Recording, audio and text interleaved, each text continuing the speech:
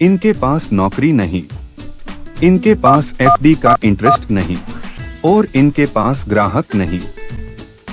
लेकिन अचानक व्हाट्सएप आता है। हैरी पॉटर के जैसे निकल लेते हैं अतीत की दुनिया में गर्व का आइटम लेने।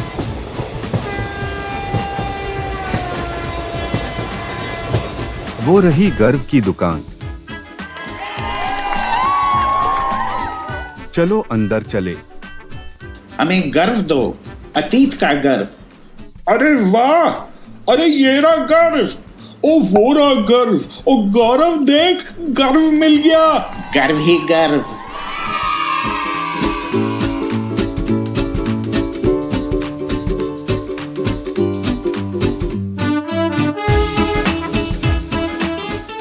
नमस्कार, मैं रवीश कुमार। गर्व और पर्व, भारत में पर्व की कमी नहीं है मगर गर्व की कमी है। पिछले 7-8 सालों में व्हाट्सएप यूनिवर्सिटी में लाखों की संख्या में ऐसे पोस्ट लिखे गए जिसके जरिए रिटायर्ड अंकिलों में यह भाव पैदा किया गया कि भारत में गर्व की कमी है।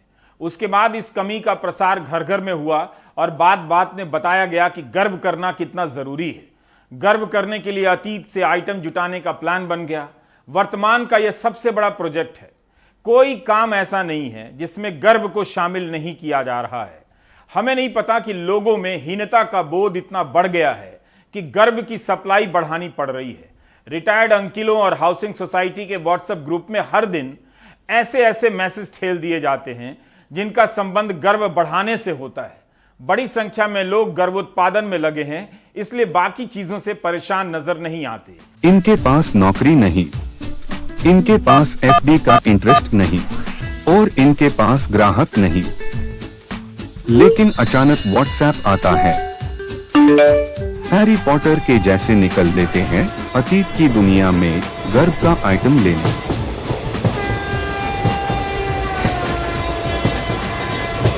वो रही गर्व की दुकान। चलो अंदर चले। हमें गर्व दो, अतीत का गर्व। अरे वाह, अरे ये रहा गर्व, ओ वो रहा गर्व, ओ गौरव देख, गर्व मिल गया। गर्व ही गर्व।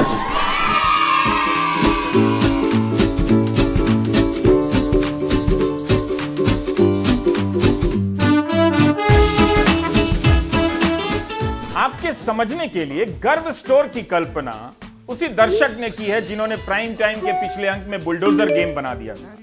वो बताना चाहते हैं कि व्हाट्सएप यूनिवर्सिटी ने कई साल लगाकर पहले बेरोजगारी और आर्थिक तंगी में डूबे लोगों को अतीत की हीन भावना का बोध कराया, फिर उन्हें वर्तमान आर्थिक हीनता से निकालने के लिए गर्व का गेम थमा दिया। लोगों को किसी न किसी बहाने गर्व का डोज मिलता रहे, इसके लिए कई महापुरुष खोज निकाले गए। कई परंपराएं और कई स्वतंत्रता सेनानियों को भी खोजा जा रहा है। आप माने या ना माने, भारत में इस वक्त गर्व करना सबसे बड़ा राजनीतिक उद्योग है। तरह तरह के व्हाट्सएप पोस्ट पढ़कर लगता है कि हैरी पॉटर के किस्से की तरह रात को लोग एक ट्रेन में बैठकर अतीत के उस स्वर्ण युग में चले जाते हैं जहां गर्व स्टोर में गर्व ही गर्व रखा हुआ है। लोग वहां से कपार पर गर्व ढोकर ला रहे हैं। सारे शहर में नए गर्व के लिए जगह बनाई जा रही है। स्कूल के सिलेबस में भी बदलाव हो रहे हैं ताकि गर्वों के लिए जगह बने। मुगलों के इतिहास गायब किए जा रहे हैं ताकि गर्व के लिए और अधिक प्लॉट बच सके। ऐसे लोगों की कमी नहीं जो मानते हैं कि फला कालखंड को पढ़ा देने से गर्व की कमी हो गई। अब हटा देने से गर्व का उत्पादन और प्रसारण बढ़ जाएगा। जो लोग आर्थिक संकट से परेशान हैं, वही लोग इन दिनों गर्व के उत्पादन से भी खुश हैं। भारत में इन दिनों गर्व का पर्व मन रहा है और हर पर्व गर्व के साथ मनाया जा रहा है। गर्व कराने का काम दो तरह से हो रहा है, एक गुप्त रूप से व्हाट्सएप में और दूसरा प्रकट रूप से मस्जिदों के बाहर या स्कूलों कॉलेजों के बाहर। व्हाट्सएप में एक मैसेज देखकर मैं गर्व खोजने लगा कि अगर आप इस समुदाय के हैं तो उस समुदाय की दुकान से दंतमंजन ना खरीदें, यह लिखा था। अपने समुदाय की दुकान से मंजन और बर्तन खरीदें और अपने समुदाय पर गर्व करें। गर्व की स्थापना और बोध कराने को लेकर कहां से कौन सा संगठन आपके सामने अवतरित हो जाएगा पता नहीं चलता। मैं ये पता करने में लगा हूं कि अलग अलग संगठनों में अलग अलग लोग काम करते हैं, या एक ही तरह के लोग हैं जो सभी संगठनों में काम करते हैं, या हर लोग को एक एक संगठन का जिम्मा दे दिया गया है? आखिर भारत में गर्व कराने के लिए इतने सारे संगठनों की जरूरत क्यों पड़ रही है? कर्नाटक में एक और संगठन आ गया, उसका एक और काम सुनिए। हो सकता है कि यह पुराना संगठन हो, लेकिन हमने इसका नाम आज ही सुना। हिजाब मामले पर स्कूल की डेवलपमेंट कमेटी के दिशा निर्देशों का सख्ती से पालन करने की वकालत करने वाले दक्षिणपंथी हिंदू संगठन क्रिश्चियन स्कूल में बाइबल पढ़ाए जाने के खिलाफ खड़े हो गए। इस मामले में यह संगठन स्कूल डेवलपमेंट कमेटी के फैसले से सहमत नहीं। भारत का स्कूल या भारत का कोई भी एजुकेशन सिस्टम वो संविधान के आधार पर चलना चाहिए और भारत के एजुकेशन एक्ट के अनुसार चलना चाहिए। यहाँ पर आप किसी बच्चे को कह रहे हैं कि नहीं आपको बाइबल पढ़ने के लिए मिलेगा या बाइबल आप पढ़ना है, तो फिर वहाँ पर जो एडमिशन दे रहे हैं वो अन्य धर्मीय बच्चों को क्यों दे रहे हैं? आपका ईसाई स्कूल है वो ईसाइयों के है तो ईसाइयों के लिए रखिए। तो ये छोटे बच्चों के मन को प्रभावित करके उनको कन्वर्जन के जाल में लाने के लिए जो प्रयास चल रहा है, इसके लिए हमारा यहाँ पर इसका विरोध है। 1914 में बना क्लेरेंस हाई स्कूल बेंगलुरु के प्रतिष्ठित स्कूलों में से दाखिले के आवेदन पत्र पर साफ लिखा है कि यहाँ बाइबल पढ़ाई जाती है और जो अभिभावक या छात्र इससे सहमत हैं वो ही यहाँ दाखिला लें। We are aware that some people in society कुछ लोगों को हमारे स्कूल की एक पॉलिसी पर एतराज है। हम अपने वकीलों से सलाह मशवरा कर रहे हैं। हम देश के कानून से प्यार करते हैं और इसके दायरे में बंधे हैं। हम ऐसा कुछ नहीं करेंगे जो कानून का उल्लंघन हो। we will follow their advice in keeping with the law of the land. School में बाइबल पर रोक से पहले इसी हिंदू जन जागृति समिति ने हलाल मीट के बहिष्कार की मांग की थी। बजरंग दल और विश्व हिंदू परिषद ने मंदिर परिसर और धार्मिक मेलों से गैर हिंदुओं की दुकान हटाने की मुहिम छेड़ी।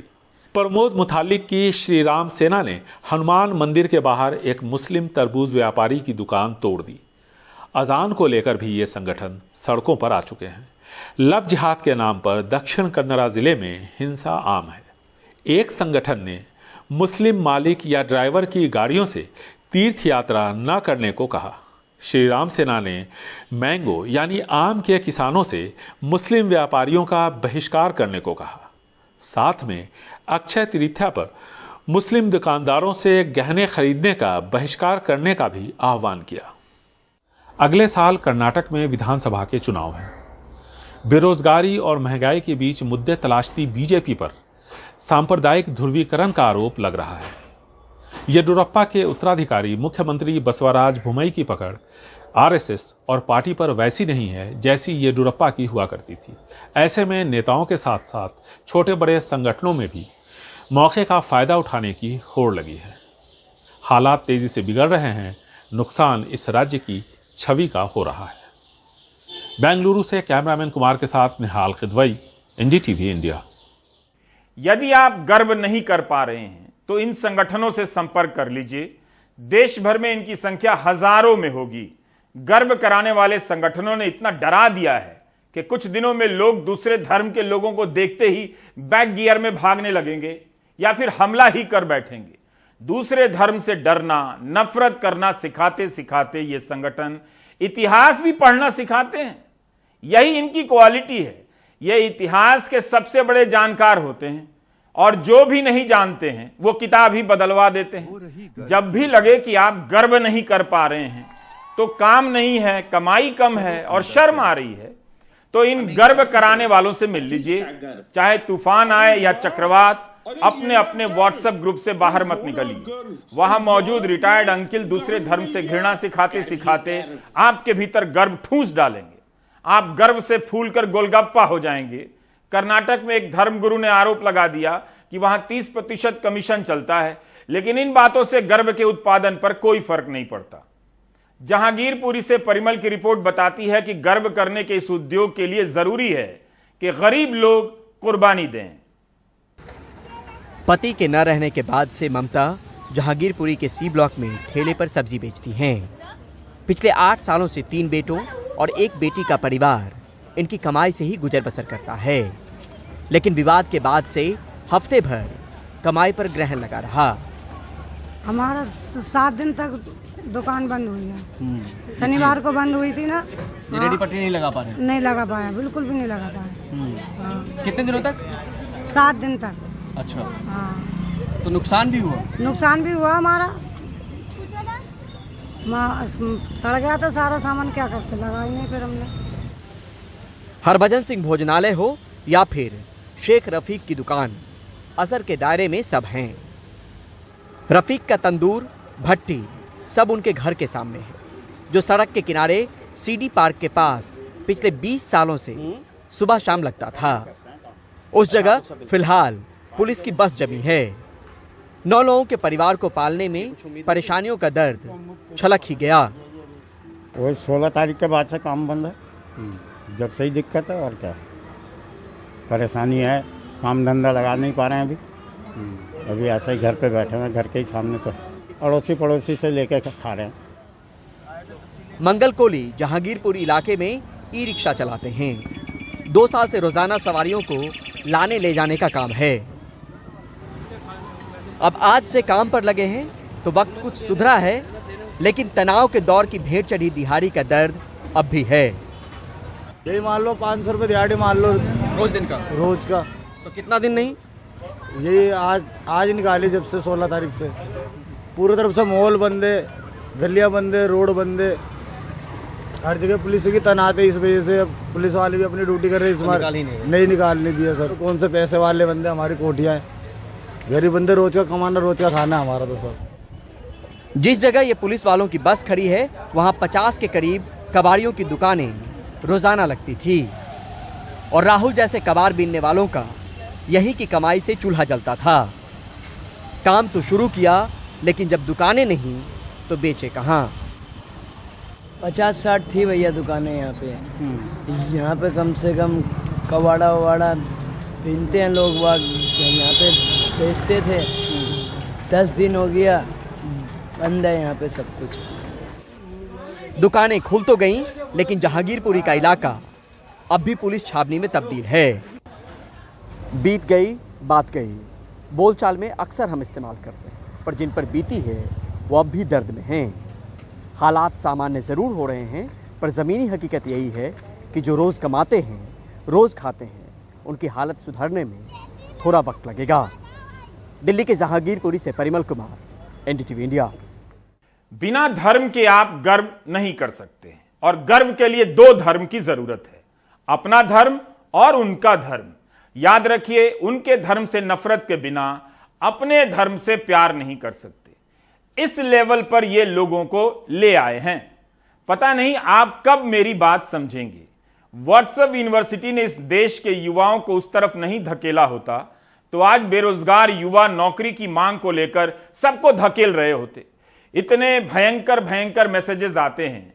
अगर कानून की बंदिश ना होती तो यहां दिखाता कि गर्व के लिए घृणा कितनी जरूरी बना दी गई है। Centre for monitoring Indian economy की रिपोर्ट के अनुसार 2017 से 2022 के बीच श्रम भागीदारी की दर 46% से घटकर 40% हो गई है। काम नहीं मिलने से लोग इतने हताश हो गए हैं कि लेबर मार्केट में काम मांगने नहीं आ रहे। इस दौरान 2 करोड़ से अधिक महिलाएं लेबर मार्केट से गायब हो चुकी हैं, लौट कर नहीं आई हैं। मेरा मानना है कि काम ना मिलने से हताश इन लोगों में अगर धर्म का गर्व भर दिया जाए तब इन्हें भी पता नहीं चलेगा कि काम नहीं मिला।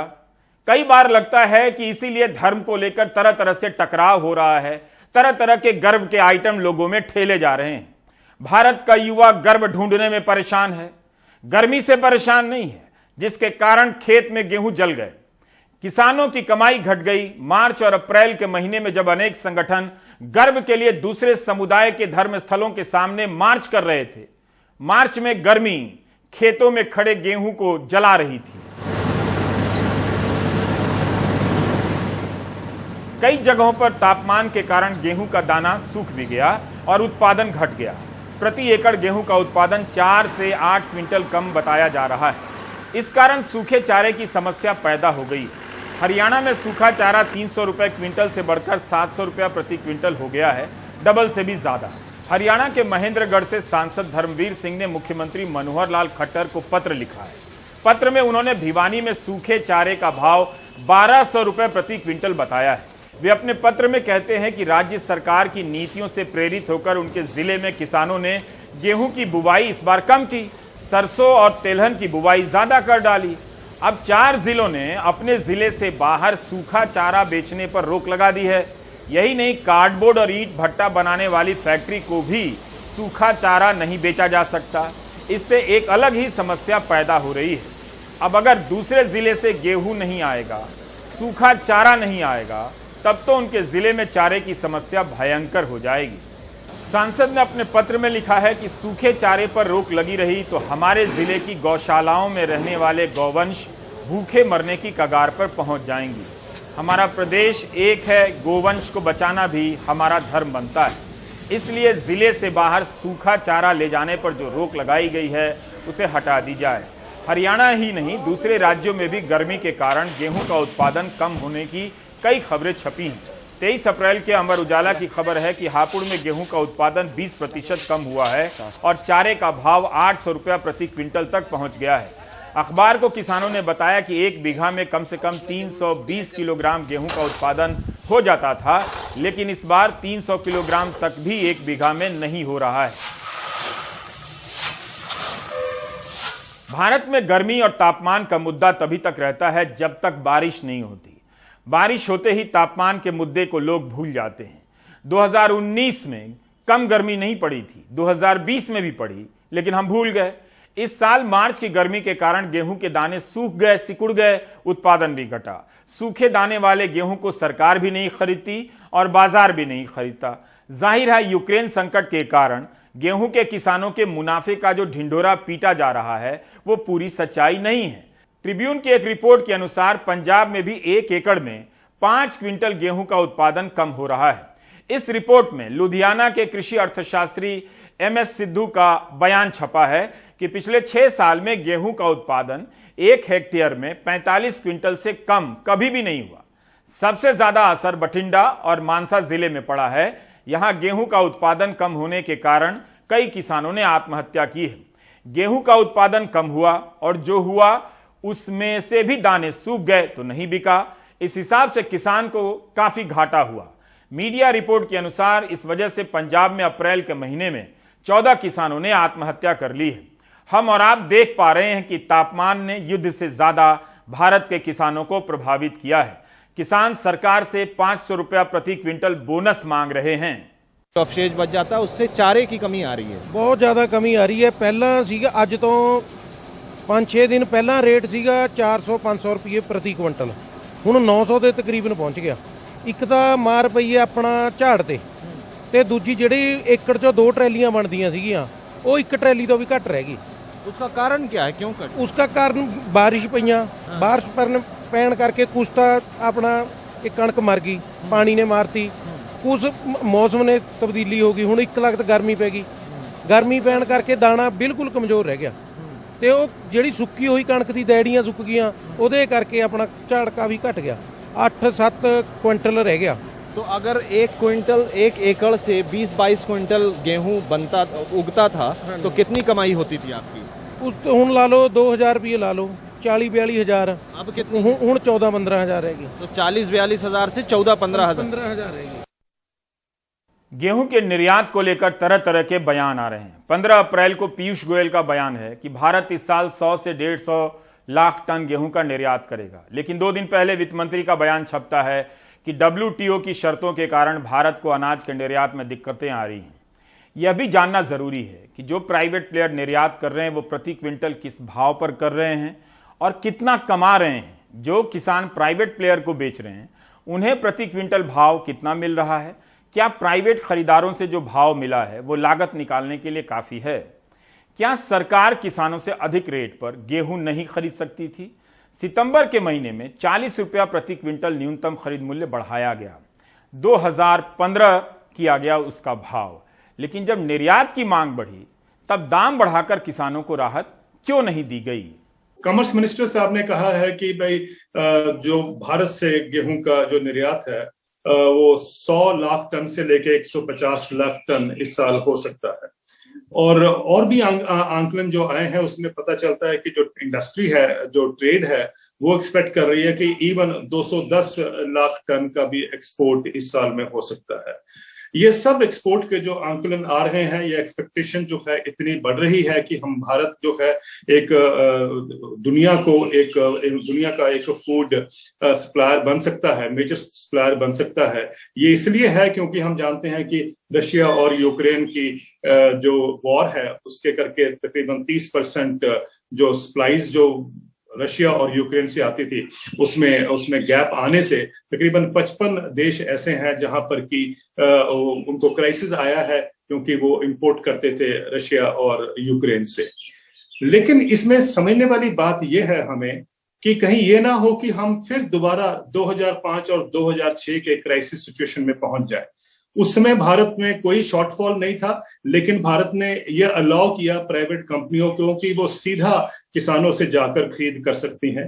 तो कंपनियों ने बहुत मात्रा में किसानों से गेहूं खरीदा और वो स्टॉक अपने पास रखा। लेकिन जब सरकार को पीडीएस की रिक्वायरमेंट की बात आई तो कंपनियों ने बताने से इनकार कर दिया कि उनके पास कितना स्टॉक है। रिजल्ट ये हुआ कि भारत को मार्केट से, इंटरनेशनल मार्केट से उस समय 5.5 मिलियन टन यानी तकरीबन 55 लाख टन का आयात करना पड़ा था। और जो किसानों को दाम दिया जाता था, भारत में एमएसपी दे रहे थे हम, उससे दुगने दाम पर हमें इंपोर्ट करना पड़ा। तो ये हमें संभल के चलना है कि कहीं ये ना हो कि इस बार भी हम उसी सिचुएशन में दोबारा पहुंच जाए कि अगले साल भारत भी एक कटोरा लेके खड़ा हो जाए कि उसको भी गेहूं का आयात करना पड़े।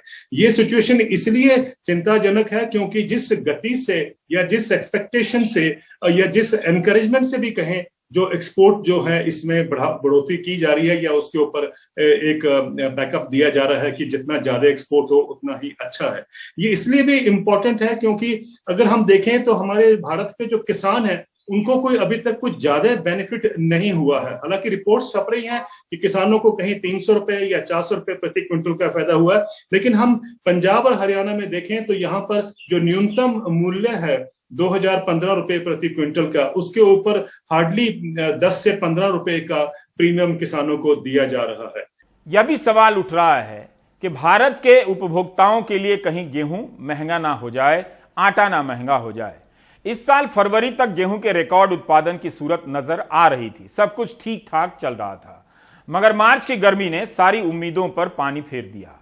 पकने के समय गेहूं को 30 डिग्री सेल्सियस तक तापमान की जरूरत होती है, मगर उस दौरान तापमान 40 डिग्री सेल्सियस से भी अधिक हो गया। 10 डिग्री सेल्सियस से ज्यादा असर समझिए। डाउन टू अर्थ ने पूरे उपमहाद्वीप में 40 डिग्री सेल्सियस से अधिक तापमान की मैपिंग की है और उसके आधार पर बताया है कि उत्तरी और पश्चिमी भारत में मार्च के महीने में 14 बार लू की लहर चली है, हीट वेव। पिछले साल एक ही लू की लहर चली थी मार्च में। 10 बार भयंकर लू की लहर चली है, अंग्रेजी में इसे सीवियर हीट वेव कहते हैं। लू की ज्यादातर लहरें देश के पश्चिमी और उत्तरी हिस्से में चली हैं। 15 राज्य लू की लहरों की चपेट में हैं। सबसे अधिक मध्य प्रदेश और राजस्थान प्रभावित हैं, वहां 25 दिन लू की लहर चली है। पहाड़ी राज्यों में हिमाचल प्रदेश, उत्तराखंड और केंद्र शासित प्रदेश जम्मू कश्मीर भी लू की लहरों की चपेट में रहे। हिमाचल प्रदेश में 21 दिन लू की लहर चली है, सोचिए। इसके कारण ग्लेशियर के पिघलने की प्रक्रिया तेज हो सकती है, पानी का संकट पैदा होगा, सूखा आ सकता है। मौसम विभाग का कहना है कि 122 वर्षों में इस बार का मार्च सबसे ज्यादा गर्म रहा है। इस साल 6 अप्रैल को विज्ञान और प्रौद्योगिकी मंत्री जितेंद्र सिंह ने लोकसभा में बताया कि देश भर में मार्च के महीने के दौरान सामान्य से 4 से 6 डिग्री सेल्सियस अधिक तापमान था। 11 मार्च को पहला हीट वेव रिकॉर्ड किया गया था। डाउन टू अर्थ का यह कवर 2019 का है। इस पत्रिका ने समय समय पर जलवायु संकट के खतरों को लेकर कई अंक निकाले हैं। 2019 के अंक में बताया था कि कैसे भारत का करीब करीब 90% हिस्सा लू की लहरों की चपेट में है और हम इसके असर से अनजान हैं। डाउन टू अर्थ ने अपने एक अंक में बताया है कि 2019 में जून के पहले सप्ताह तक लू की लहरों की संख्या 73 हो गई थी। महाराष्ट्र में तो 28 मार्च से लेकर 20 जून के बीच हर दूसरे दिन लू की लहर रिकॉर्ड की गई। 47 दिनों तक महाराष्ट्र लू की चपेट में रहा। 2013 से 17 के बीच लू की लहरों से देश भर में 4800 से अधिक लोग मारे गए। 2018 में लू की लहरों से 19 राज्य प्रभावित थे, जिसकी संख्या 2019 में 23 हो गई। इस संख्या को आप समझिए। 1961 से 2005 के बीच भारत में लू की लहरों की संख्या 54 थी, लेकिन अकेले 2019 में यह संख्या 73 हो गई। डाउन टू अर्थ की इस रिपोर्ट में लिखा है कि Indian institute of tropical metrology के अनुसार 2020 से 64 के बीच लू की लहरों की संख्या 138 तक हो सकती है। 2019 में बिहार के गया में 144 लगानी पड़ी थी, धारा 144, ताकि लोग घरों में रहें। 2019 में चुरू और श्रीगंगानगर में तापमान 48 डिग्री सेल्सियस से अधिक हो गया था। हिमाचल प्रदेश के ऊना में तापमान 40 डिग्री सेल्सियस से अधिक चला गया था। 2019 में बिहार में लू की लहरों से 121 लोग मारे गए थे। लू और तेज गर्मी के असर को हम केवल मरने वालों की संख्या से नहीं समझ सकते। बढ़ता तापमान अलग अलग इलाके में अलग अलग तरीके से जनजीवन को प्रभावित करता है। कहीं महंगाई बढ़ती है, कहीं कमाई घटती है, कहीं पलायन बढ़ता है। हम केवल गेहूं की बात कर रहे हैं, लेकिन तेंदुपत्ता से लेकर मछली उत्पादन में लगे लाखों करोड़ों लोग इससे प्रभावित हो रहे हैं। जल्दी हीट वेव के कारण बहुत सारे जो रबी की फसलें हैं उन पे बहुत ज्यादा उनकी पैदावार पे बहुत ज्यादा फर्क पड़ा है। हमें पता चला कि पंजाब, हरियाणा और उत्तर प्रदेश में 20 से 60% पैदावार में कमी आई है और उसकी वजह से किसानों को काफी लॉस हुआ है। और जो ज्यादातर मीडिया में रिपोर्टिंग होती है हीट वेव्स की, वो ज्यादातर ये होती है कि कितने लोग मरे हैं, कितने लोग नहीं मरे हैं। पर उसके अलावा भी बहुत सारा इम्पैक्ट होता है, जैसे लोगों के स्वास्थ्य पे बहुत फर्क पड़ता है। लोगों का खर्चा दवाइयों पे और डॉक्टर के पास जाने में बहुत ज्यादा बढ़ जाता है। उसके अलावा जैसे मैंने बोला कि फसल की पैदावार कम हो जाती है, पानी की कमी होती है, क्योंकि कई बार हीट वेव्स के साथ साथ सूखा भी पड़ता है कई जिलों में, कई जगहों पे। और उस सूखे की वजह से पानी, जो सिंचाई के लिए पानी चाहिए होता है या फिर पीने के लिए पानी चाहिए होता है, उस पर बहुत ज्यादा फर्क पड़ता है। तो वो एक इम्पोर्टेंट एस्पेक्ट है जो कि ज्यादातर लोग नहीं जानते हैं, हीट वेव्स से क्या फर्क पड़ता है। और एक स्वास्थ्य एक इम्पोर्टेंट पॉइंट है। इसके लिए क्या किया जा सकता है? इसके लिए वृक्षारोपण एक तरीका है कि वृक्षारोपण से 1 से 5 डिग्री सेल्सियस की कमी आती है हीट टेम्परेचर्स में, और उससे काफी फर्क पड़ सकता है। पर प्रॉब्लम यह है कि वृक्षारोपण जो है वो सही से होना चाहिए। अगर उसको सही से नहीं किया जाएगा तो उसकी वजह से पानी की कमी हो सकती है। इस मार्च के दौरान महंगाई का भी तापमान 17 महीनों में सबसे अधिक था। एक अध्ययन के मुताबिक गांवों में महंगाई का सबसे बुरा असर पड़ा है। कई जरूरी चीजों के दाम 20% तक बढ़ गए हैं। इंडोनेशिया ने पाम ऑयल के निर्यात पर रोक लगा दी है, जिसके कारण खाद्य तेलों के दाम और भी बढ़ने लगे हैं। भारत सरकार के खाद्य मंत्रालय ने आज एक डेटा जारी किया, जिसके मुताबिक 10 अप्रैल से 24 अप्रैल के बीच भारत के 7 शहरों में वनस्पति तेलों के दाम में 13 से 16 रुपए की वृद्धि हुई है। वनस्पति तेल का भाव 158 रुपये किलो से लेकर किसी शहर में 182 रुपया किलो हो गया है। महंगाई लू बनकर चल रही है, पर आप सभी महंगाई का बहादुरी से सामना भी कर रहे हैं। महाराष्ट्र के राजनीतिक दल भी बहुत बहादुरी से एक दूसरे का सामना कर रहे हैं। इस युद्ध में केंद्र और राज्य संबंधों की बलि दी जा रही है। सुनील सिंह की यह रिपोर्ट देखिए। बीजेपी नेता किरीट सोमैया पर खार पुलिस थाने के सामने हमला। आरोप है कि शिवसैनिकों ने उनकी कार के शीशे तोड़े और जानलेवा हमला किया। शनिवार रात काफी दबाव के बाद पुलिस ने मामला तो दर्ज किया, लेकिन किरीट सोमैया ने आरोप लगाया कि पुलिस ने अपने मन से बयान दर्ज किया, जो उन्होंने कहा वो नहीं लिखा। इसलिए पुलिस अधिकारियों की शिकायत लेकर किरीट सोमैया सोमवार को दिल्ली गए और केंद्रीय गृह सचिव से शिकायत की। किरीट सोमैया, जिसको Z कैटेगरी सिक्योरिटी केंद्र सरकार ने दी है, उनको पुलिस स्टेशन के परिसर में पुलिसों के उपस्थिति में उनके सहकार्य से 70-80 शिवसेना के गुंडे उनका जान लेने का प्रयास करते हैं।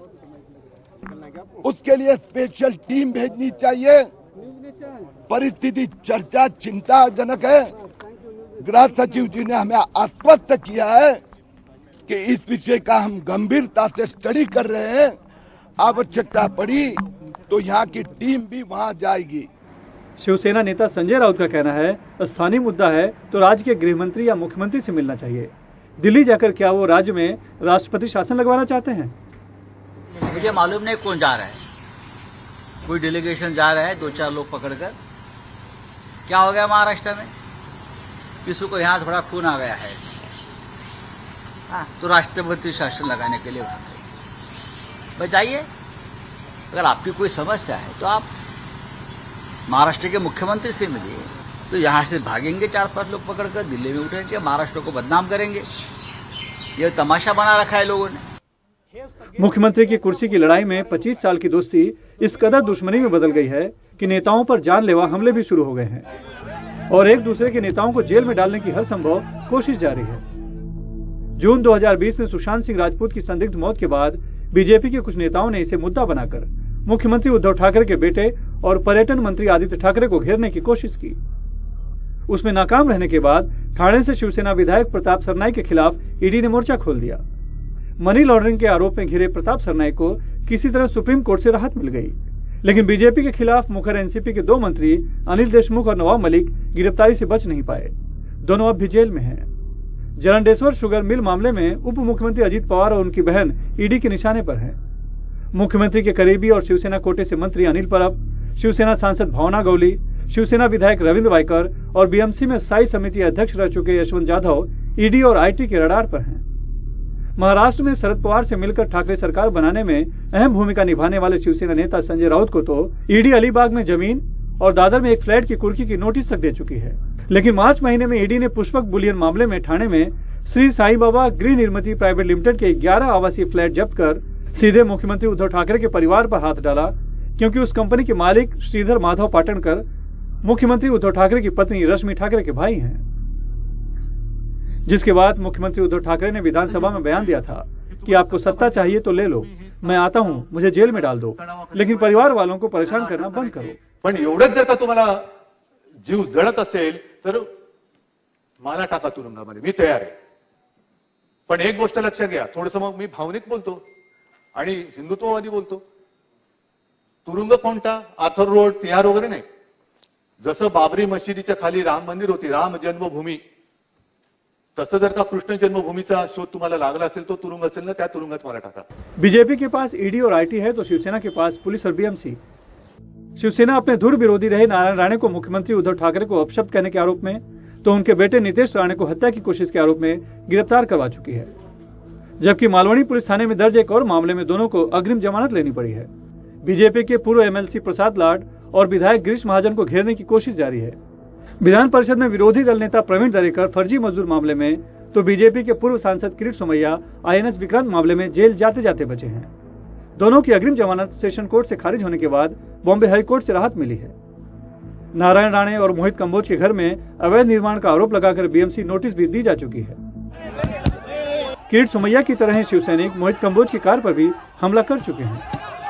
महाराष्ट्र में ये ठाकरे सरकार अगर इस तरह का लॉ एंड ऑर्डर हाथ में लेकर हमारी आवाज दबाने का सोचती है तो हम डरने वाले नहीं हैं, घबराने वाले नहीं हैं, और जो हमारी लड़ाई है वो लड़ाई आगे और फोर्स के साथ जारी रहेगी, हम झुकेंगे नहीं। आरोप है कि शिवसेना और बीजेपी के बीच जारी इस राजनीतिक जंग में अपनी राजनीति चमकाने के लिए राज ठाकरे और नवनीत राणा जैसे नेता भी बीजेपी का मोहरा बन शिवसेना के लिए मुसीबत खड़ी कर रहे हैं। लेकिन डर है कि कहीं ये राजनीतिक टकराव राज्य की शांति न भंग कर दे। मुंबई से कैमरामैन संजय मंडल से सुनील सिंह, एनडीटीवी इंडिया के लिए। बलिया में गिरफ्तार 3 पत्रकारों को जमानत मिल गई है। गुजरात से गिरफ्तार कर असम ले जाए गए जिग्नेश मेवाणी को जमानत मिली, लेकिन किसी और मामले में गिरफ्तार कर लिए गए। उधर एक समुदाय की महिलाओं का बलात्कार करने की धमकी देने वाले बजरंग मुनि को जमानत मिल गई है। आप गर्व करते हुए ब्रेक ले लीजिए और ब्रेक में भी गर्व करते रहिए। इनके पास नौकरी नहीं, इनके पास एफडी का इंटरेस्ट नहीं और इनके पास ग्राहक नहीं, लेकिन अचानक व्हाट्सएप आता है। हैरी पॉटर के जैसे निकल लेते हैं अतीत की दुनिया में गर्व का आइटम लेने।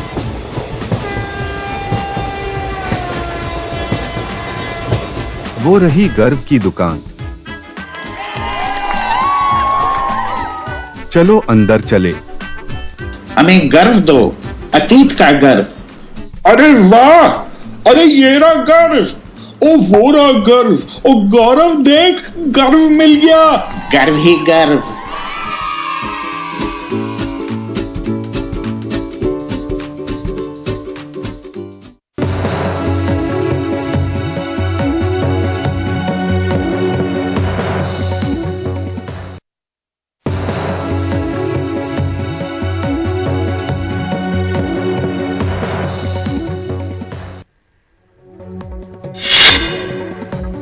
दिल्ली के सरोजनी नगर में आज सुप्रीम कोर्ट ने 200 झुग्गियां तोड़े जाने पर रोक लगा दी।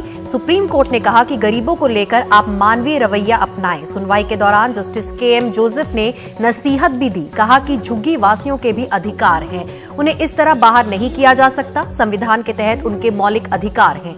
अदालत ने यह भी कहा कि एक मॉडल सरकार के रूप में आप ये नहीं कर सकते हैं कि आपके पास कोई नीति नहीं होगी और आप बस उन्हें बाहर फेंक दें। अदालत ने इस मामले में कई पक्षों को नोटिस जारी किया। 2 मई को अगली सुनवाई है।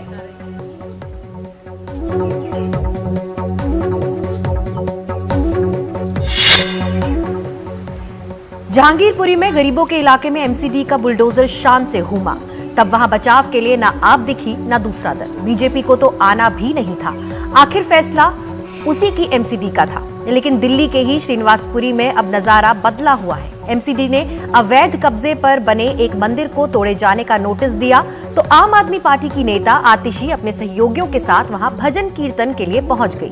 उन्होंने बीजेपी पर वसूली करने का आरोप लगाया।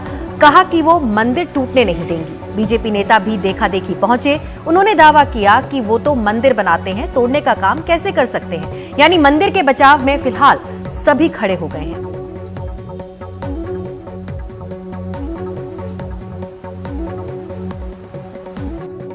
आप देख रहे थे प्राइम टाइम। नमस्कार।